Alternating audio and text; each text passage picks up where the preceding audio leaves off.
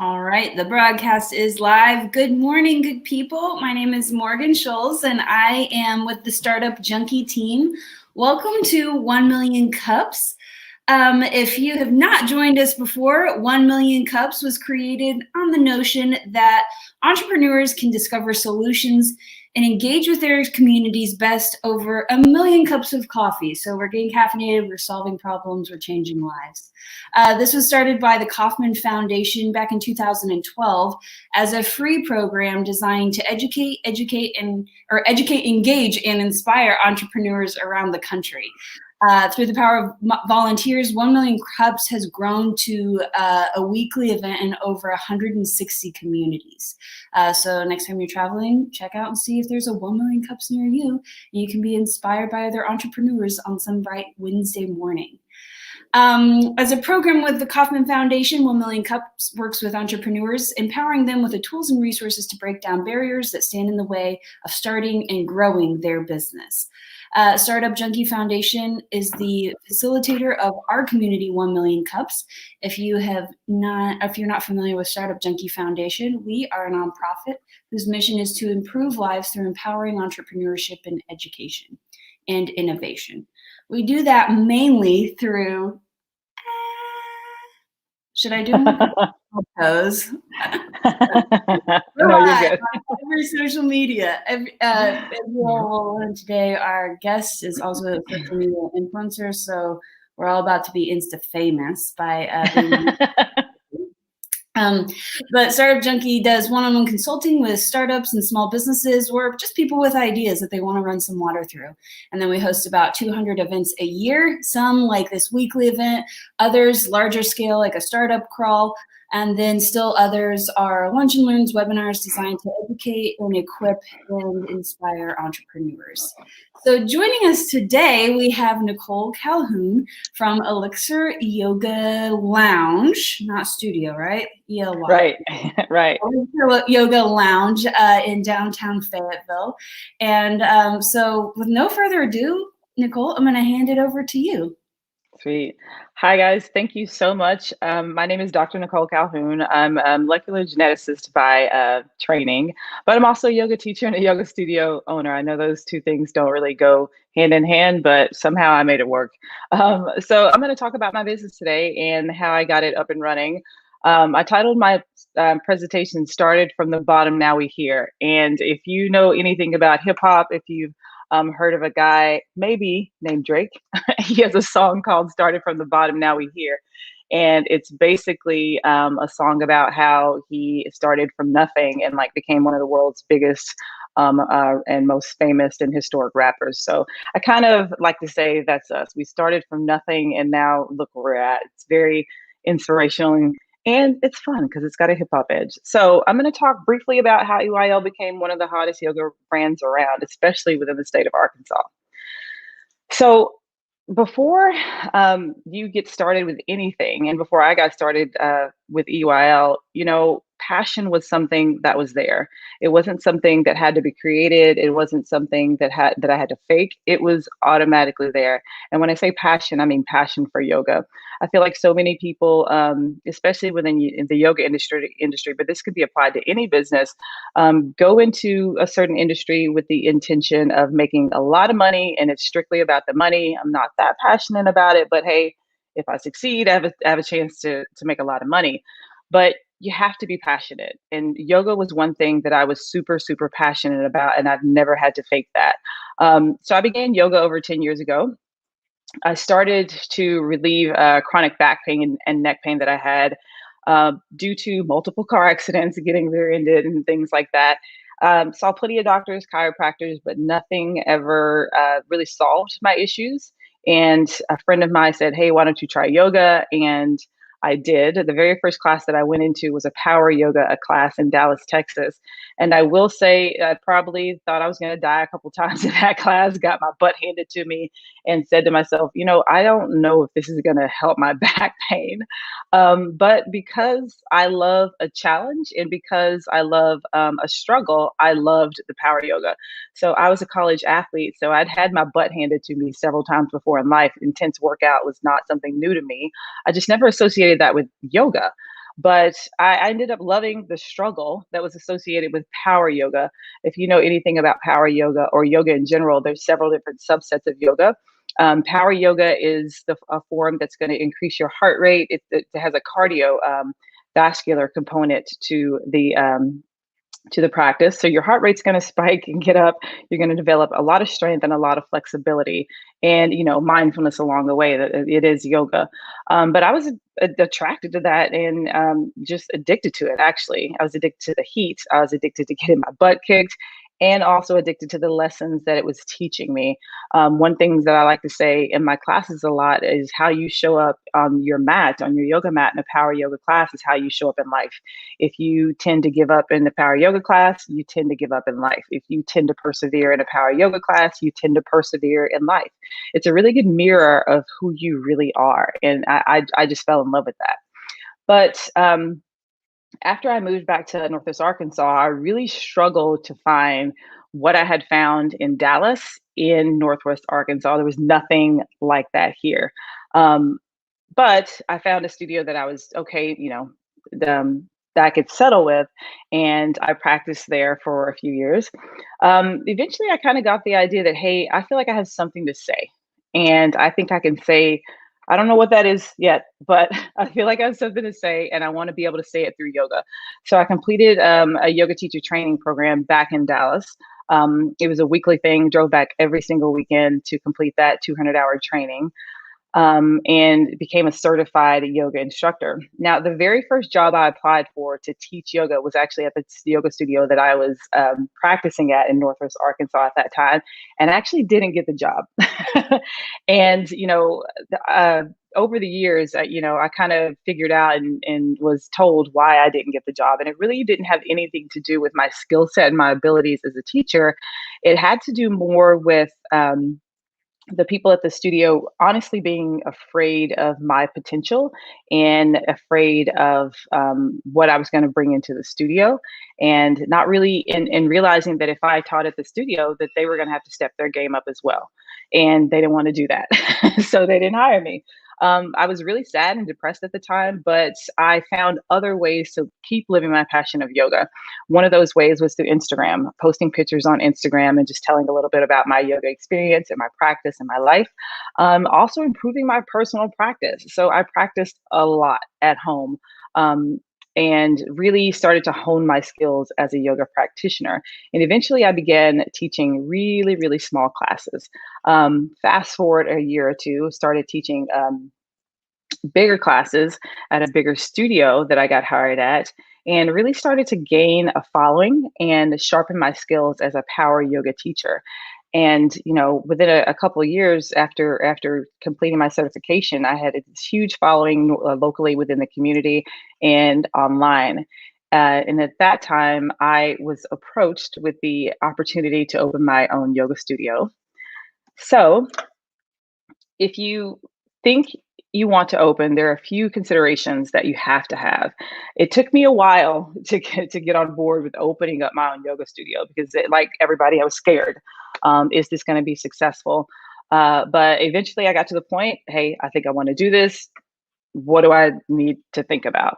And so the first things I thought about was what makes me unique.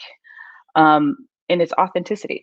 If you're going to open any type of business, you have to focus on authenticity, authenticity, authenticity, especially if it's a service-based business. Like in the yoga world, you are your product. I'm not selling yoga mats and not selling yoga blocks. I'm selling me, myself, my yoga practice, my personality, my perseverance, all of those things. I'm the product. And so if I'm selling something that's inauthentic, it's not going to sell very well. So you have to be yourself.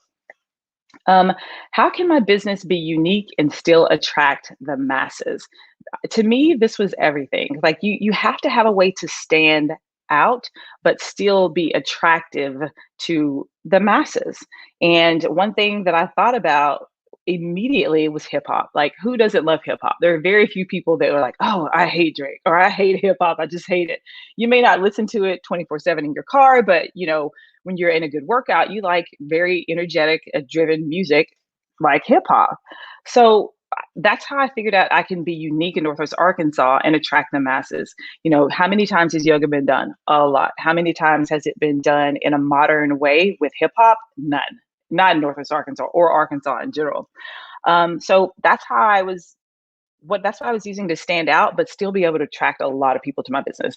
I thought about what holes can be filled in the market. The first thing that came to mind was power yoga. I was on that search when I first came back here from Dallas to find a really butt kicking power yoga studio. There was not one. So immediately, power yoga was the hole that I wanted to fill in the market. Um, you have to continue to sharpen your skills and excel in your craft personally. And so this is huge for yoga practitioners or really any fitness practitioner. Again, you are your brand. So if you're not continuing to sharpen your skills and get better at what you're doing and what you're offering, you're really doing yourself a disservice. So not only do I have this business that I'm running, I have to dedicate several hours a week to sharpening my skills and becoming better and maintaining skills as well.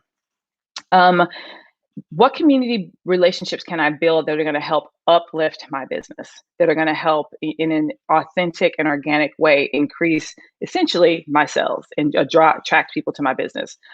So a few of the businesses that we kind of partnered with to uplift EYL or Lululemon. I'm a Lululemon ambassador, and if you don't know what that means, it's basically a partnership between you and Lululemon. They choose you to help share the word and share the brand of Lululemon, and in exchange of that, they give you a lot of Lululemon clothes, and they help you build your brand, your personal brand, and your personal success. So that was a really, really important partnership that I had going in opening up EYL that helped a lot. Orange Theory Fitness was one. If you know anything about Orange Theory Fitness, it's a high impact cardio driven workout brand.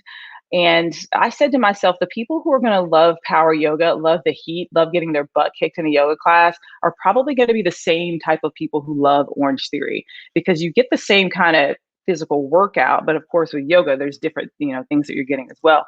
But partnering with Orange Theory and being like, hey guys, if you ever want to do yoga, here's a yoga studio that's going to allow you to keep that cardio drive in your workout. You're not going to lose cardio from your week that you're trying to get, but you're going to get the stretch, you're going to get different strength building, and you're going to get mindfulness, all these types of things. So we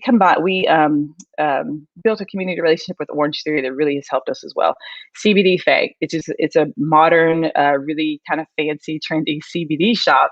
Also, the kind of people who are more new age, more modern, more open to things like CBD are going to be open to things like power hip hop yoga. Also, there's another nutrition place called Block Street Nutrition, which is a place that's also modern and hip, and they sell nutrition supplements and smoothies and things like that. So partnering with them was really helpful for us as well. So those more smaller practical implications are very, very important as well. The best advice I ever got was to start small. When I figured I want to open this yoga studio, I had this big, grand, beautiful studio in mind that potentially was going to cost, tens, maybe $100,000. Great dream to have, but not very practical. Start small.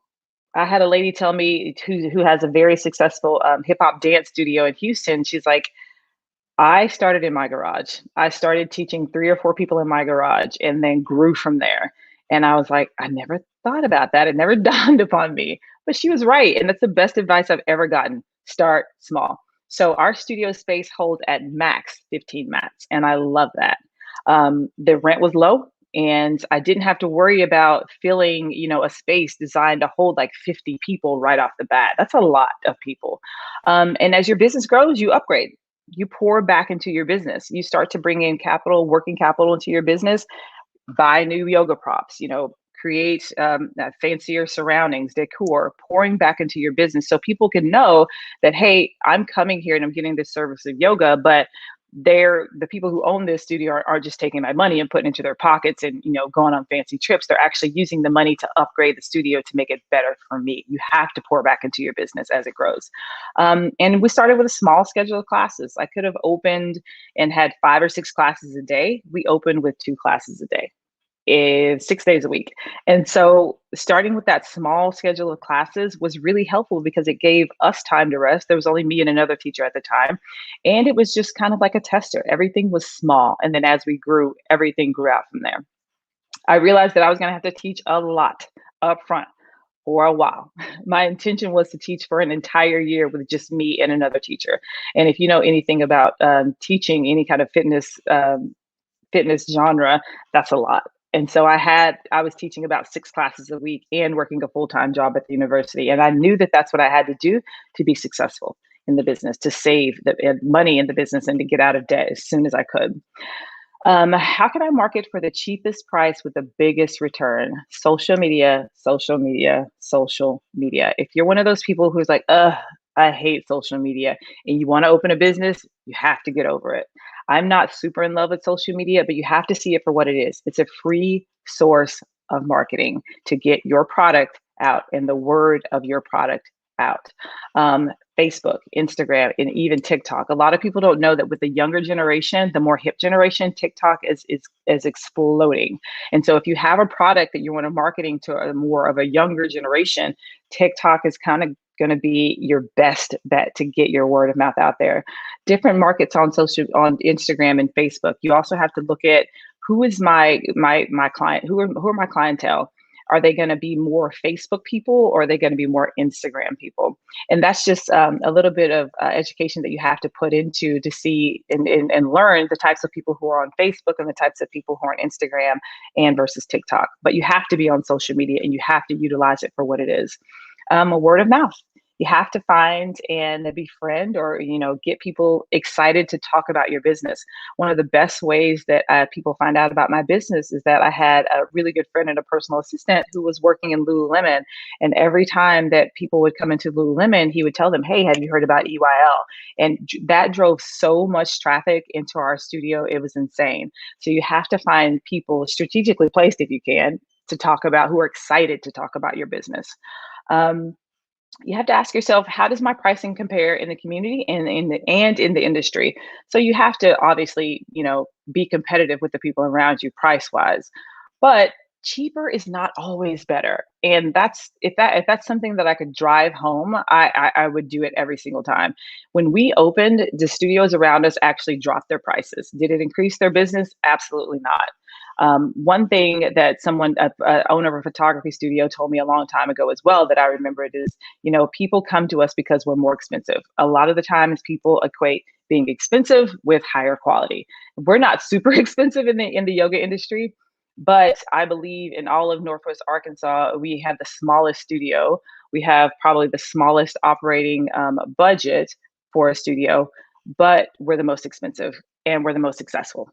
So just keep that in mind. Cheaper is not always better. And you have to price your service to reflect your skills. I'm a highly trained yoga educator and with a lot of technical skills in the yoga world. And what I offer in my studio reflects those skills. And you have to do that. Otherwise, you're selling yourself short. How can my business stand out? In a world like yoga where everything is pretty much the same, you have to figure out tiny ways for your business to stand out. One of the things that I did was have all Lululemon props. And so these are, Lululemon is more expensive. 9 times out of 10, you go to a yoga studio and you say, hey, I want to rent a mat. They're going to give you a super cheap mat that they maybe paid $10 for. If you come to EYL and rent a mat, you're going to get a Lux Lululemon mat. If you want to use a yoga block, you're going to get the top of the line yoga blocks, things like that.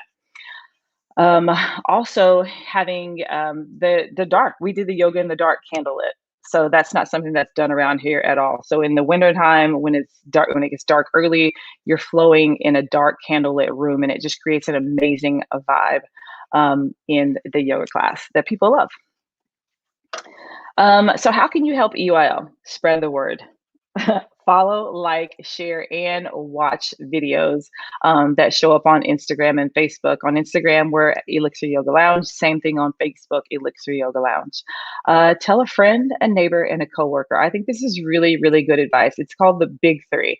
So if I can tell, or if everyone watching this could tell 3 people, one friend, one neighbor, and one coworker about EYL, the word about UL is going to explode. And getting the word out about your business is probably one of the biggest struggles that you're going to have. And so if you could tell 3 people about UIL, we'd love it. Purchase and wear swag. We have a lot of hip kind of wear, swag wear, like sweatshirts and hoodies and hats that we have with a logo and like taglines on them. And we like people to wear those because it's marketing, right? Whenever someone's wearing your logo or your gear, they're marketing for you to the masses. Bring a friend. If you come to the studio, invite a friend to come with you. Don't ask for discounts. And this is hilarious because I made a IG reel about this not too long ago about how you could support small businesses in general. So many people think that because you're a small business that you're just so desperate for business. And some people are, that you'll be willing to wheel and deal with everybody. But if you really want to support a small business, don't ask for discounts. Pay what they're offering. Pay what they want for their services because they deserve it. You can financially support UIL obviously by attending classes, and you can recommend us when appropriate to businesses and individuals. If you have businesses or people that you know who are interested in having yoga at their business or at their apartment complex or something like that, you can recommend UIL to them.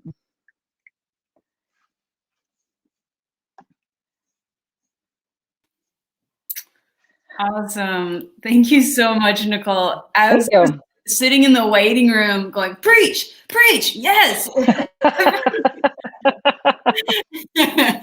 I got a little long-winded. I apologize.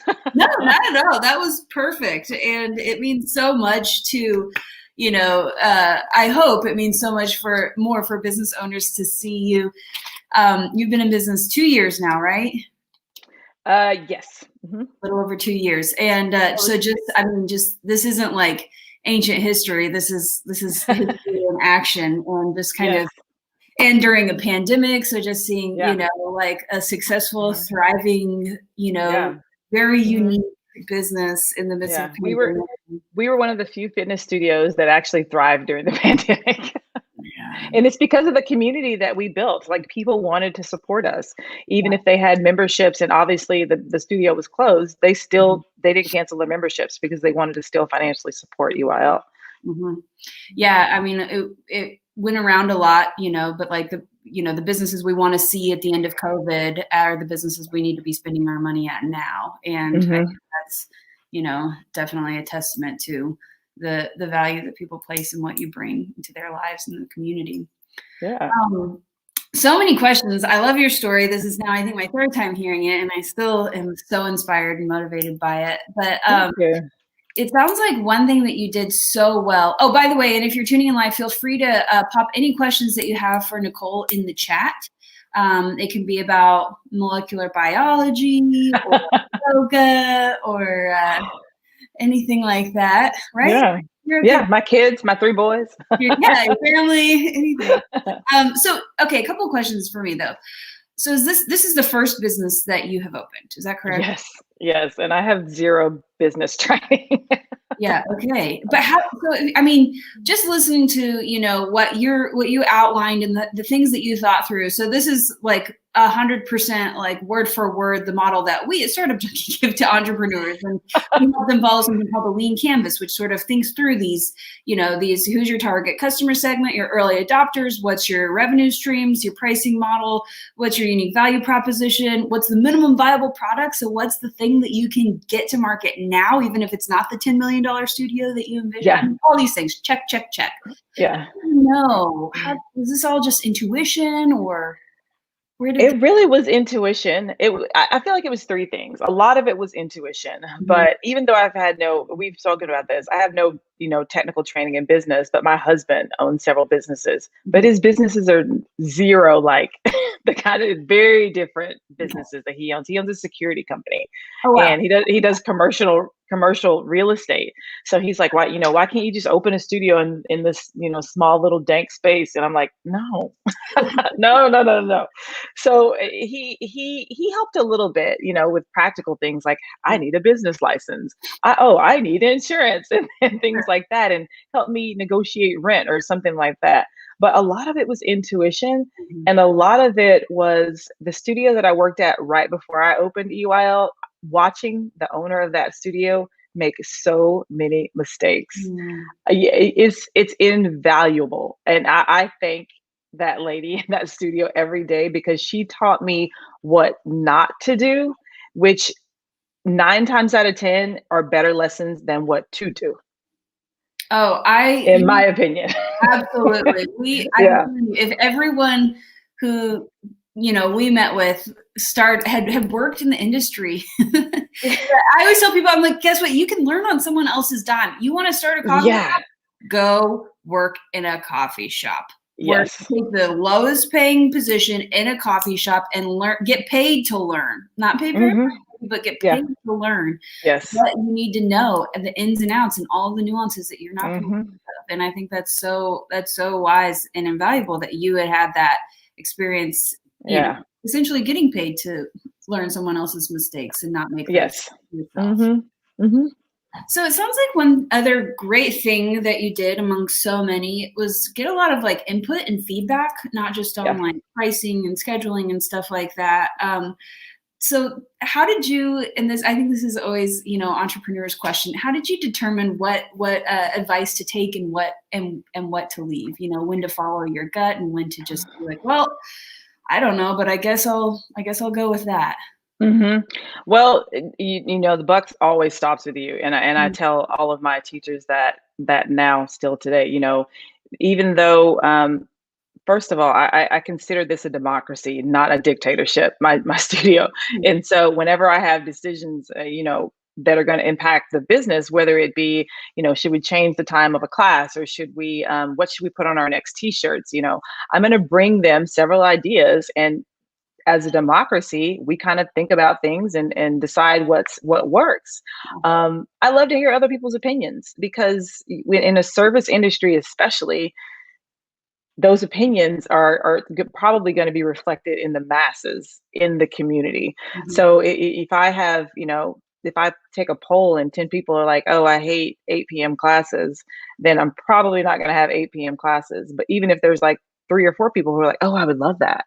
You need the more opinions you can get about the way people view things from their perspectives, in my eyes, the better.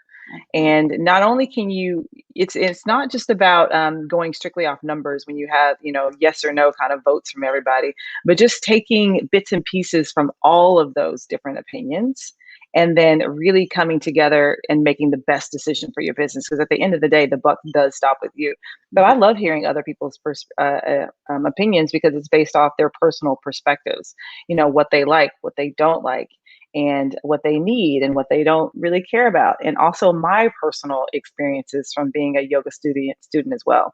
That's one thing that I tell people, like if you're going to have a yoga studio or any kind of business, everybody working in that business needs to be in love and actually doing what you're selling. So if I was going to hire a front desk girl, it would be somebody who actually practices yoga, loves yoga, and who's highly into it. Not somebody who's maybe like a college student who doesn't really even care.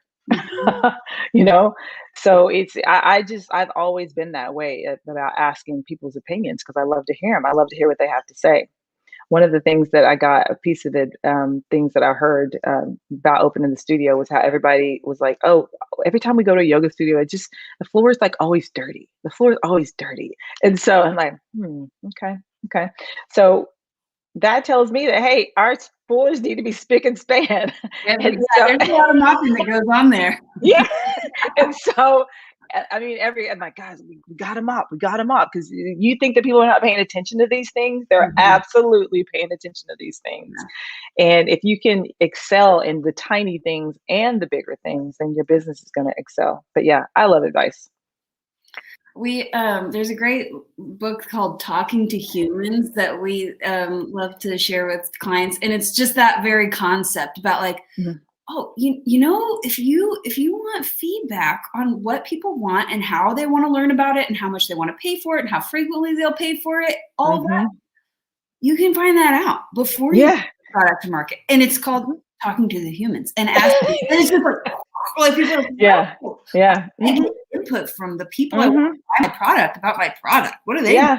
Just asking random people, hey, would you pay this for your class? Yeah. Would you pay this? for your class in a mat? Would you pay this for a month? Would you rather have this? I mean, it was just so many questions Mhm. that I was just asking, just people Yeah. I came across every day in life, just random questions. Yeah. And I got so much good feedback and information about the studio that was just so helpful. Yeah. Well, it worked. Listen, everyone, it worked. Talk to humans, ask questions. Jacob, I don't know if there are any questions. I don't see them. Oh, we do have questions. Oh. Oh, sorry. I didn't have the comments pulled up. My bad. I've just been hogging the question space here. Sorry. So Jacob has asked, you mentioned the benefits of starting small. Do you prefer the benefits you found in being small, or do you still have the dream of making EYL a really big studio? The answer to the last part of the question is no. I no longer want a big grand studio where you can fit 50 mats in there. No way. I have, again, talking to people that have come to the States, are you ever going to move? We like this place and it's small, but like, we like it because it's intimate. Yeah. And people crave intimacy in their lives. If you go into a yoga studio that can fit 50 mats and there's 20 people in there, everybody's separate, nobody talks to each other, you don't make any friends, it's not intimate. It's kind of a cold experience. And they don't like that. They would rather have a class that's packed, which I don't think you've been there, Morgan, since we've had been able to be full capacity yet. Mm-hmm. But at full capacity, you can't see my hands. I mean, you can't know how far that is, but we're like 4 or 5 inches apart. Like the mats are close and people love it because it's intimate. You're on your own mat and you're doing your own practice, but you're surrounded by this energy. It's intimacy. And when you add the candlelight and everything, it just creates a really intimate and private still experience for you. And so I want to keep it like that. Not only does the smallness create the intimacy, it creates that boutique feel, and it limits your product, right? So the demand is always bigger than the product, than the supply. If I can wait list, I would rather wait list, 10 classes that can only fit 10 people than have one class that can only have 50 people, if that makes sense. Yeah. Yeah, if there's a wait list, people are like, what is this? What's the wait list? Like, why is this so popular? Let me get in here and figure it out.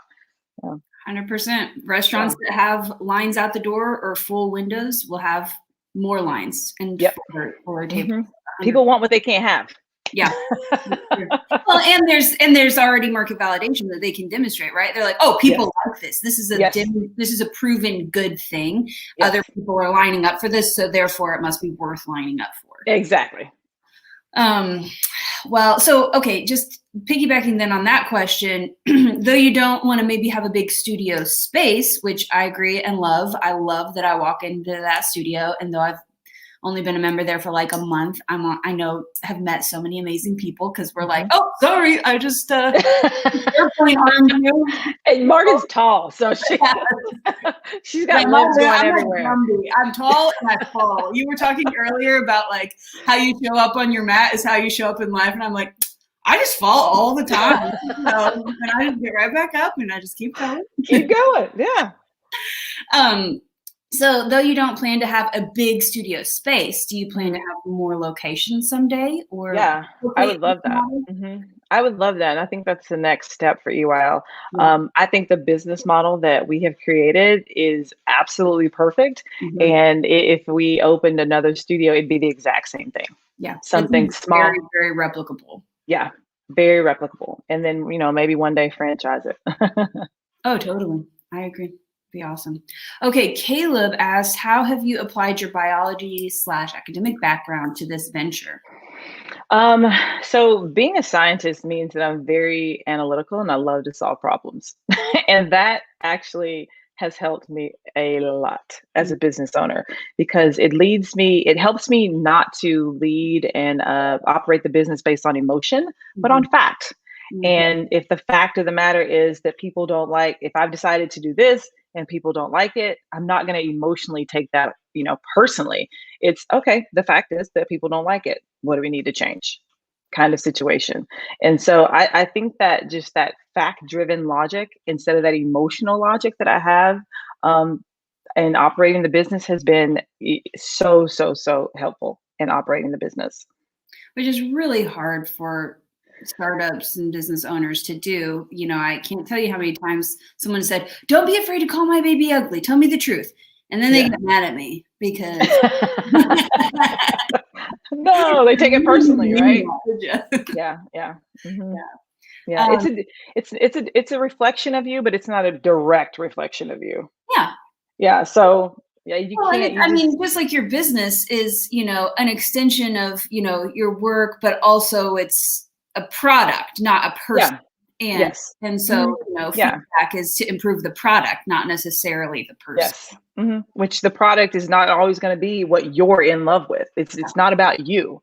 And when you take that emotional, logic out of it, you realize it's not about you. It's Mhm. not about your perfect experience. Mhm. It's about your clientele's perfect experience. And I may love Yeah. Drake. If they hate Drake, guess what? I'm not gonna play Drake, even though I love Drake. Okay, who hates Drake? Come on. I don't know. I love Drake, so Yeah, me too. That is really, I mean, I love the music so much. That yeah. has been like, I've tried yoga before and it's just never stuck. And I'm like, I think, well, anyway. I'll tell you why later. So we got another question from BK. How has your business, or how was your business impacted by the pandemic, and how have you sustained? So I mean, yoga in person. That's Yeah. So I think a really, really good thing that helped us survive the pandemic was starting small. I didn't have all these overhead costs that had to be covered while there was the income dropped. And so that was again the best piece of advice I've ever gotten. If I had opened that big, $100,000 studio with $5,000 rent due every month, I'd have been, long story short, screwed. yeah. Right. So starting small helped so much. Also, like most fitness studios, we had to shift everything online. And so we were streaming classes online. And to be honest, our clientele is not in love with the online classes. It's an in studio experience. But you have to be able to pivot. You have to be able to figure out ways to keep vital revenue coming in that you need to pay the rent, to pay the teachers, but also in a perfect world, still profit during this time. And so we had to pivot, figure out new ways to create revenue, sustain revenue, and keep your clientele happy. One thing that I heard about Orange Theory was that they lost hundreds of members during the pandemic when they had to close because they didn't really have that community that we have, that is really, really down to support no matter what. We took a year basically to build up a community that was absolutely in love with what we were offering and who was willing to financially support us, even though they couldn't get our product.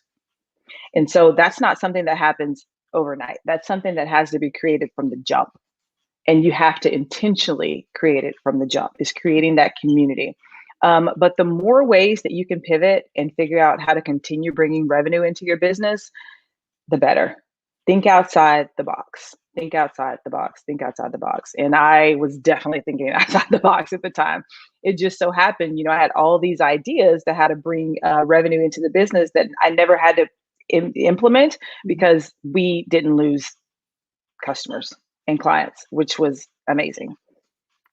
I think that says so much for yes, community, and that's the backbone of your business, but also that, that adaptability. And I think a lot of businesses, especially who have like an in-person front facing business model like you have, who are just like, oh, we can't do what we normally do, so we can't do anything. And it almost like it, instead of it inspiring, innovation, it kind of, like paralysis. And they're like, wait, we're just because we can't do what we normally do. And so I think, that again is just a great model of what to do, is like lean into and get creative. Get creative.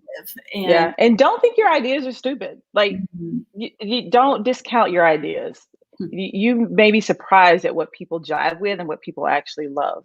One thing that I had to do, in general, you have to be willing to invest and educate the people that work, invest in the people that work for you, and educate the people that work for you continuously. And when everybody had to shut down, all the studios were panicking. Oh, we have to hurry up and get online. So they just kind of, threw together an online situation that was kind of a lackluster experience. And that's not something that I wanted to do. So we took a week off, and I'm like, okay, guys, let me educate you really quickly, or not really quickly, but really educate you on how to teach a yoga class online, because you may think that it's easy. It's actually very hard to teach online. It's easy to connect with somebody in person, but to connect with somebody and keep them interested in what you're doing for an hour online is actually very hard. Yeah. So I took the time to teach them how to connect with the camera, how to do the practice and teach the practice at the same time, how to aesthetically set up what people are seeing. So it's this nice, very professional, crisp and clean background, how the lighting is good, just so many things that go into creating a beautiful online experience that's sharp and that's representative of our brand, instead of just throwing something together. And so that's even though everybody was closing and trying to hurry up and throw some things together, I was like, okay, we need to calm down, take a few days so we can put something out there that's sharp and clean. And that's what we did. And people loved it. Anything worth doing is worth doing well. Yes. Mm-hmm. All right, we've got one more question here from Taylor, and he asked, what's the difference in your class offerings, flow and stretch, power flow, deep stretch, and is one better for a beginner than others? All right, Taylor, gonna see you in the yoga studio. Yeah, so I love this question. So earlier in the presentation, I said, hey, what's the hole in the market? And we're going to fill that hole. And I have not strayed from that hole in the market that we're trying to fill. So many yoga studios will have like 20 different class types, 20 different offerings, aerial yoga, yin yoga, restore yoga, da da da da. I'm like, we're going to be power yoga based, period. And I've had people that have come to me and asked me, hey, I want to teach this new funky kind of yoga. Can I teach it at your studio? And I'm like, that's so amazing. I'm sorry, but we're strictly power based. So we have these 3 classes that are based off of that model. Power yoga, which is that yoga experience, like I said, that's going to get your heart rate up. It's a cardio workout. You're going to sweat. You're going to become stronger and more flexible, right? Then we have deep stretch, which essentially is the opposite of that. If you think about yin and yang, the ebb and flow of life, power yoga is that experience. The yin yoga is the more relaxing. And so you're going to be on the mat. It's going to be candlelight. It's going to be dark. And you're going to be holding poses, stretching, more of a relaxing type situation. So you get your butt kicked, you build the muscles, you burn the calories. And then on the opposite end of that, you relax, you become more mindful, you stretch, you feel good. So we have power flow and the deep stretch. And then the flow and stretch is a combination of the two. So it's 30 minutes of flow, 30 minutes of that power flow, followed by 30 minutes of deep stretch. So essentially, it's still power yoga based. You have the yin and the yang of the power flow, right? And then you have a combination of the two for people who want to experience both of those worlds. One thing that I've always really been persistent and adamant about is that our classes are truly what's called all level. Most studios will be like, oh, our classes are all level, but they're not really all level. So the power yoga, you're going to get a good workout. You're going to get your heart rate up. You're going to do, things to build strength and things to get more flexible, but we're not doing like scorpion handstand crazy yoga stuff.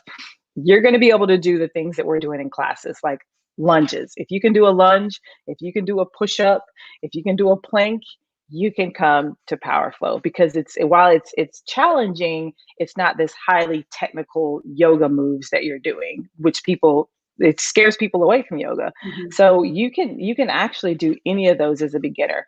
If the cardio part kind of scares you a little bit, which I get, the flow and stretch I think would be great. So you get a little bit of the flow and then a little bit of the deep stretch. And then there you can go and explore more of those classes in an hour format if you wanted to. But they're all suitable for beginners, long story short. Yeah. I mean, I had never really practiced yoga and I started in January. Can't get enough. Yeah. You went to Power first, right? Did you? Yeah. Yeah. Mm-hmm. Yep. My first class was with Jennifer Nicole. And I was like, yeah. I just died and was I just died and I loved it. Yeah, I was like, I laughed, I cried, I lived, I died, just the whole range. Oh, I love it. Amazing. I love it. Yeah. That's awesome. Again, another amazing, just like really gold nugget of, you know, a startup principle is like, you know, do one thing well. Know what you want to do, know what gap you're filling in the market, and do that so well, and just keep coming back to that and keep coming back to that. And it's not, I thought about a restaurant. Like my favorite restaurants are ones that have small menus. Yeah. And the ones that I hate are the ones that have like menus that are 4 pages long. And like, all the food is like, yeah. No, exactly. Yep. I learned that from Gordon Ramsay. Yeah, better to do one thing well and not like cannibalize your own company, right? By having that like mission creep where you're like, oh, well, we'll half-ass a lot of things rather than, you know, all in. Yeah. Awesome. And you create, when you focus like that, you also create a mission, and people love a mission. Yeah. Yep. And if you can articulate something clearly, like we do, hip hop, hot, powerful yoga, then that's really clear for your customer as well. Whereas if you can't, then, you know, it's not fair to you. It certainly won't be to your customer. Exactly. Okay. Well, I think the last question I could just pick your brain all morning, but you know, people got things to do. The question that we are supposed to end this with, and I notoriously forget whenever I host, is what can we as a community do to help you? And you have already definitely laid that out very clearly. But is there any final words that you want to leave ringing in our ears about how we as a community can support you? I think we talked about this the last time we talked. It's just, especially, you know, since this is important, it's Black History Month, support Black business in your community, support Black business. That will help people of color know that they are important and they're valued in your business. Tell somebody in the community, tell somebody about EYL. If you're in New York, just tell somebody about EYL. That's awesome. If you're in Costa Rica, I'll tell you. If you're in Hawaii. If you're in Hawaii. Yeah. And to that note, I'll add a quick announcement that this Saturday, the 27th, is a Black-owned business expo on the square in downtown, in Shiloh Park in downtown Springdale. So it's from 10 a.m. to 5 p.m. I'll be there taking your temperature from 1 to 3, so that'll be great. But from 10 to 5 on Saturday in the Shiloh Square downtown Springdale is Black-owned Business Expo. So if you want an opportunity to see more Black-owned businesses in Northwest Arkansas, that's the place and time to do it. Nicole, thank you so much for joining. Thank you, Morgan. Thanks everybody else who is here, and we will see you next Wednesday, same time, same place. And have a great week. Bye.